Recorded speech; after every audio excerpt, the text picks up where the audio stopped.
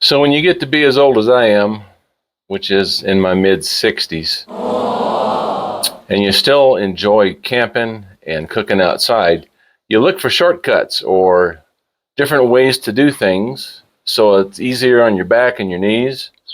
I have some pretty bad knees. I've had several surgeries and I've got some more coming up. So how can I make life a little easier on me and still enjoy what I like to do?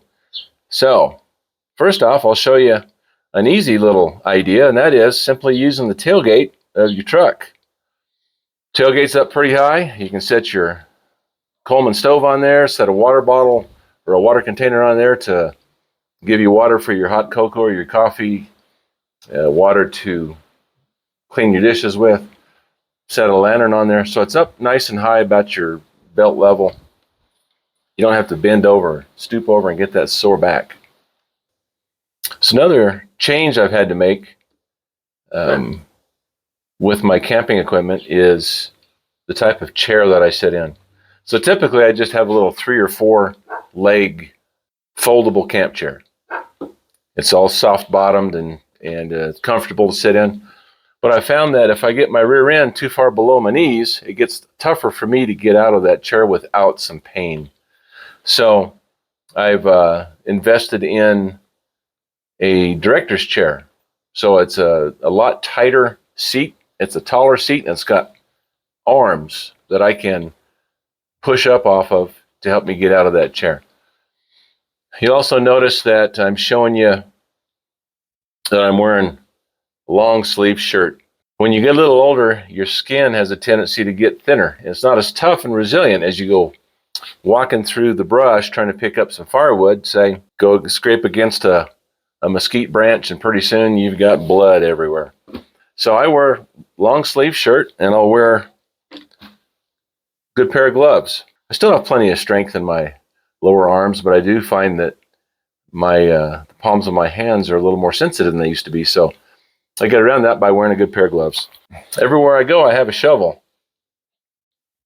Not only do you do what you'd think you do with a shovel, digging a hole for your fire pit, clearing out debris around there so you don't start a forest fire. Well, not only does the shovel have its obvious uses, but I use it as a walking stick. It gives me plenty of stability. If I have to sit down on a chair that, like I said, my rear end gets below my knees, it's nice to have that shovel handle to hold on to and help me get out of that chair. Another neat little piece of equipment that I have a couple of are little Coleman fold-up tables. And they're made of aluminum, so they fold up into a pretty small little container. They're super lightweight and stout enough to hold a fully loaded ice chest. And they get, once again, that ice chest up off the ground so you don't have to stoop and bend over to dig through your ice chest and find the food you're going to cook or the drinks you're looking for. So another neat piece of equipment that I have is a table on which I do my Dutch oven cooking. Typically, we used to call cooking out of a black pot ground cooking because everything was done on the ground. We start our campfire on the ground. We use coals off that campfire on the Dutch oven, all on the ground. So you're always bending over. But with this Dutch oven table, I don't have to bend over anymore. Everything is right there and it's easy on my back. And you'll see a description of it here in a little bit. You can fit up to 3 Dutch ovens on the table depending on their size, more if you're stacking them. This table keeps my cooking surface just below waist height, which I enjoy much better than cooking on the ground. The table has a lip all the way around to keep the coals contained. The legs are adjustable and removable to make the table easy to load in your vehicle or store when not in use. You just need to loosen the thumb screws. The table comes with a windscreen that extends across 3 sides of the table and is held on with metal tabs that fit over the raised edge of the table. The windscreen is hinged at the corners to fold up for stowage.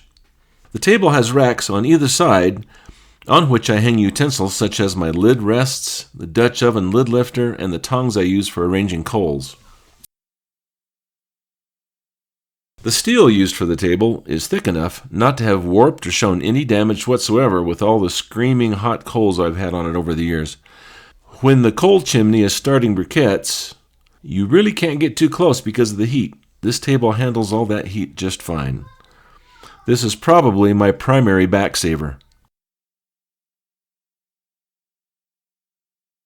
So another neat tool I have is a camp stove. 2-burner, and it keeps my cooking surface up about 30 inches off the ground. I don't have to stoop over too far, and it makes life so much easier cooking on this 2-burner camp stove. And then finally, something that I made for myself. I have a card table and some other kind of folding tables that we would typically take camping, but they're fairly low, about 28 inches tall, and I'm still kind of stooping over when I'm using them. So I made this table here, as I'll show you in the video, to the height that is just right for me. Now I'm almost 6'3", so I made this table to suit my height. And you can make yours any height you want because you're making it. I wanted my table to be 40 inches in height, around 40 inches wide, and the depth is 4 1x6s or 22 inches.